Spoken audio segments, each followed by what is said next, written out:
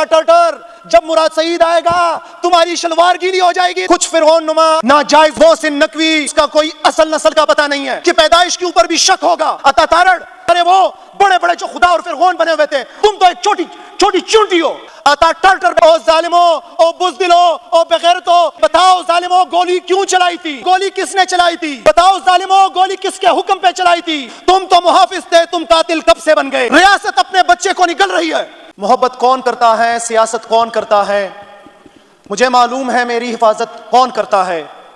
ہم نے لاج رکھی ہے اپنی بزرگوں کی یہاں, ورنہ سبھی ٹکڑوں پہ پلتے ہیں, بغاوت کون کرتا ہے. جب قائد تحریک امام انقلاب عمران خان صاحب نے 24 نومبر کی کال دی تو اس ملک کے خداداد کے نوجوان یہ سوچ رہے تھے کہ ہم نکلیں گے لاکھوں کی تعداد میں اور اس عظیم دھرتی عظیم ملک کے عظیم سپوت اور عظیم لیڈر عمران خان کو رہا کروائیں گے.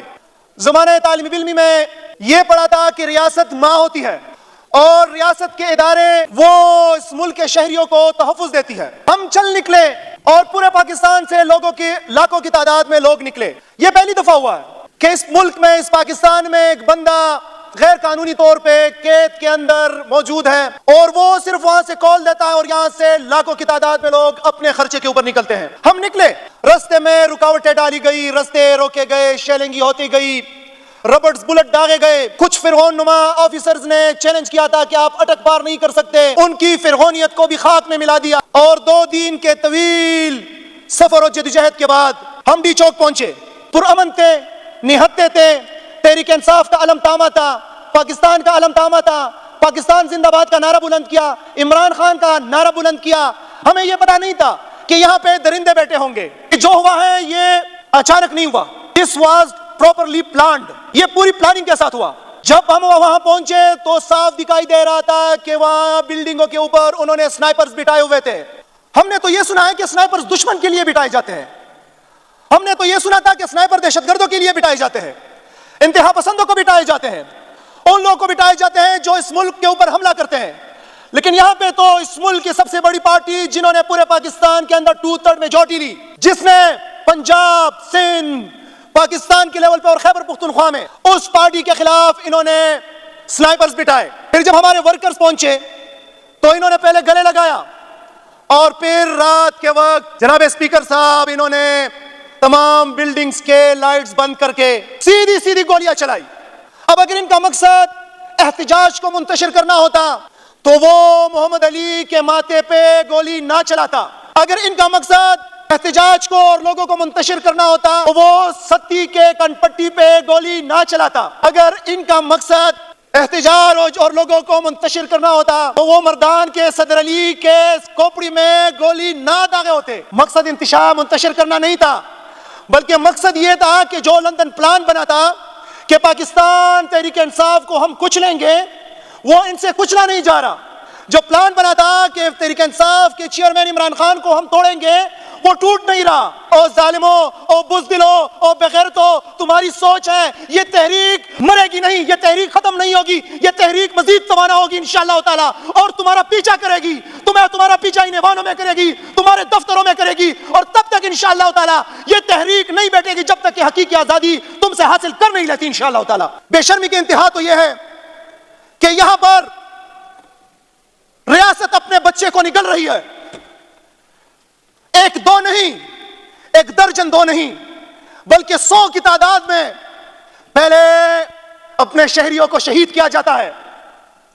پھر اس کے بعد جب ان کی لاشیں ہاسپٹل میں ہوتی ہے تو ان کے پیاروں کو لاشیں نہیں دی جاتی. میں 4 سدہ کے محمد علی کے گھر گیا. محمد علی کے والد صاحب نے اور اس کے بھائی نے کہا کہ ہم جب ہاسپٹل گئے تو وہاں پہ ہم نے لاشیں دیکھی, کوئی 35-40 لاشیں پڑی تھی. ہم نے ایک دیکھا, اس میں محمد علی نہیں تھا. ہمیں دوسرے ہاسپٹل لے گئے, وہاں پہ بھی دیکھا, وہاں پہ بھی محمد علی نہیں تھا. ہمیں پھر پنڈی لے کے گئے مردہ خانے, اور وہاں پہ جب ہم نے باکسز کھولی تو 5 باکس کھولا, اس کے بعد چٹا کھولا تو محمد علی نکلا. جب ہم نے ان سے ڈیڈ باڈی کی ڈیمانڈ کی تو انہوں نے اتنا اسٹیمپ پیپر نکالا, ایفیڈیوٹ نکالا کہ پہلے آپ انگوٹھا دبائیں گے, دستخط کریں گے, اس کے بعد آپ کو ڈیڈ باڈی ملے گی. ظالمو, ہم شاید آپ کے پاس شاید اسلحہ زیادہ ہے, ہم تو نہتے ہیں. اس ناجائز حکومت کے محسن نقوی, میں سمجھتا ہوں کہ اس کا کوئی اصل نسل کا پتہ نہیں ہے. اس کی پیدائش کے اوپر بھی شک ہوگا کہ اس کی پیدائش کہاں اور کس طریقے سے ہوئی. لیکن اس کے ساتھ جو آتا ٹرٹر کھڑا ہوا تھا اور جو بڑے فخری انداز سے کہہ رہا تھا کہ کہاں پہ شیلنگ ہوئی ہے, کہاں پہ گولی چلی ہے, تو میں بتانا چاہتا ہوں آتا تارڑ, تم ان ایوانوں میں زیادہ دیر رہ نہیں سکتے, زیادہ دیر ٹک نہیں سکتے. تم نے آنا ہوگا. تمہارے وہ بڑے بڑے جو خدا اور فرعون بنے ہوئے تھے, وہ لوگوں کا مقابلہ نہیں کر سکتے, سامنا نہیں کر سکتے, لوگوں کا اپنا ایڈریس نہیں دے سکتے. تم تو ایک چھوٹی چونٹی ہو. تم لوگوں کا مقابلہ کیسے کرو گے؟ دیکھو گے تم 1 ماہ بعد, 2 ماہ بعد, 6 ماہ بعد, 1 سال بعد جب لوگوں کے سامنے جاؤ گے, تمہیں لوگ تمہاری اوقات دکھائیں گے انشاءاللہ تعالی. وہاں پہ یہ توجہ ہٹانے کے لیے کہہ رہے ہیں کہ مراد سعید وہاں پہ آیا تھا. وہاں پہ یہ کہہ رہے ہیں کہ مراد سعید نے لیڈ کیا, مراد سعید نے گروپ بنایا تھا 1500 لوگوں کا. او عطا ٹرٹر, جب مراد سعید آئے گا تمہاری شلوار گیلی ہو جائے گی, اتنے لوگ نکلیں گے انشاءاللہ تعالی. تب تو انقلاب آئے گا, انقلاب تمہیں پتا ہے اس کا. یہ مراد سعید کے بغیر ہوا تھا. اور ہاں, اگر تمہارا یہ سوچ ہے کہ یہ کہانی ختم شد, تو کہانی ختم شد نہیں, کہانی تو ابھی شروع ہوئی ہے میرے بھائی. ہم سوال کریں گے, ہم جواب مانگیں گے, ہم 26 نومبر کے واقعے کو نہ خود بھولیں گے, نہ کسی کو بھولنے دیں گے, اور بار بار دہرائیں گے کہ بتاؤ ظالموں گولی کیوں چلائی تھی, بتاؤ ظالموں گولی کس نے چلائی تھی, بتاؤ ظالموں گولی کس کے حکم پہ چلائی تھی. تم تو محافظ تھے, تم قاتل کب سے بن گئے. تمام جو دانشور ہیں, جو اہل وطن کے محب وطن لوگ ہیں, جو سمجھتے ہیں اس معاملے کو, جب ان سے بات کی جاتی ہے تو اس بات پہ اتفاق کرتے ہیں کہ پاکستان کا جو سسٹم ہے یہ ڈیلیور کرنے کے قابل نہیں رہا, اسے نہیں چلایا جا سکتا, یہ سسٹم مزید زندہ نہیں رہ سکتا, اس کو ریفارم کرنے کی ضرورت پڑے گی. اگر کوئی وطن کی ترقی اور عوام کی خوشحالی کا مطمئن ہے تو اسے اس بات سے اتفاق کرنا پڑے گا کہ سسٹم کو ریفارم کرنے کی اشد ضرورت ہے. اور یہی بات عمران خان نے کی, جس کی وجہ سے یہ سسٹم اس کا دشمن ہو گیا. سسٹم جو ہے وہ ان لوگوں پر مشتمل ہے جو انتہائی طاقتور ہے, جو وسائل والے ہیں, لیکن ان کو کسی قسم کی کوئی نہ عوام سے ہمدردی ہے, نہ اس ملک سے ہمدردی ہے. وہ صرف اور صرف اپنے مفادات کے غلام ہیں. لوٹ کھسوٹ, چور بازاری اور وہ غیر ترقی یافتہ معاملات جو ترقی کی راہ میں رکاوٹ بنتے ہیں, ان سب پہ فوکس کیا جاتا ہے تاکہ عوام کو جو ہے محروم رکھا جائے, عوام کو اس قابل نہ چھوڑا جائے کہ وہ اپنی زندگی میں آسانیاں لے آئے اور پھر وہ ملکی معاملات میں بھی سوچنا شروع کرے. لیکن اس کا بالکل الٹا اثر ہو رہا ہے. جس طرح اس سسٹم کو بچانے کی کوشش کی جا رہی ہے, اتنا ہی سسٹم سے نفرت کا لابہ ابل رہا ہے, اور لوگوں میں شعور کی منزلیں اتنی دور تک چلی گئی ہیں, اتنی بلند ہو گئی ہیں کہ اب وہ جو ہے نا سمجھتے ہیں کہ ان کا مفاد اور ان کی قوم کا اور ملک کا مفاد کس میں ہے.